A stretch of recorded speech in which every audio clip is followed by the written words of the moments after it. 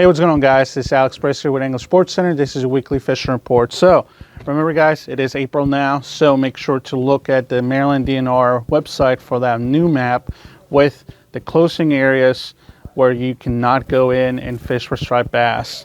This is the first year for catch and release for striped bass in April, so it's going to be a great one. Let's get started.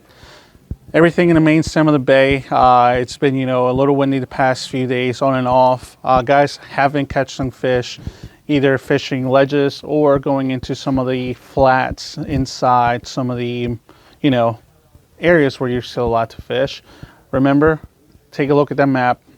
Eastern Bay is a nice spot to go look around, right at the mouth of the chop tank. Also across on the western side, anywhere from Chesapeake Beach down to the Patuxent. Power plant's always a safe bet, and if you're in open water, fishing deeper water, can't forget the 7-inch diesel minnow with a 1.5 ounce jig head. That is going to be a essential lure to have if you're jigging when you mark some of these fish. Fish are on the move. Don't expect massive schools of fish right now. Smaller pockets, bigger fish, or when you do find some of those bigger schools, they tend to be a little bit smaller. Now, with this warm weather this past week, we also saw a lot of guys going out for snakehead, especially the few days it got really warm out there. It was a good bite for most guys. A lot of guys were fishing on the eastern shore, anywhere from Blackwater all the way up to some of the upper bay tributaries.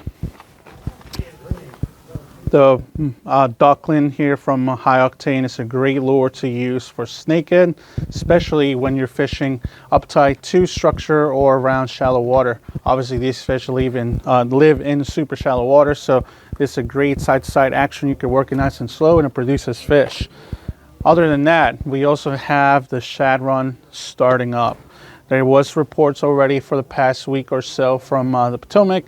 Now we're starting to see them show up in some of the eastern shore rivers, Chop Tank, Pocomoke, Nanticoke. Obviously, these fish are going to be in the upper stretches, and casting shad darts or spoons, or even a tandem with both of them together, is a great way to catch them. Make sure to get out there and try that out. It's a great time of the year to do it. Potomac's still producing some fish. It's not red hot yet. It's coming in waves. Start to see some waves of American shad and hickory shad mixed in. Same thing in the Patuxent. Haven't seen too many yet, but there's a few in there. So that's only going to continue to get better as we get deeper into April. White perch run. We are essentially, I will say, at the peak of the perch run. A lot of guys are still catching them. A couple smaller fish now, not as many big ones, but they're still mixed in. Make sure to get into that. Grass shrimp, razor clams, bloodworms, all of that is going to be great on the bottom rig if you just want to catch some fish. And in some shallower areas, a shad dart under a bobber is going to be the ticket. Patuxent started to produce a couple more fish, and we saw a push of perch into the upper Potomac. Other than that, remember, there's still trout stockings going on.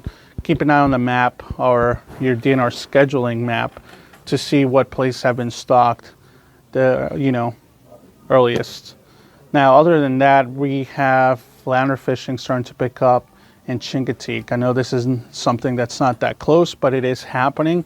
Also, the black drum have shown up in that surf side. So if you're trying to make a little, plan and a trip and go somewhere a little bit different, that's a good place to go. That's it for your fishing report, guys. Thank you for watching. We'll see you guys next time.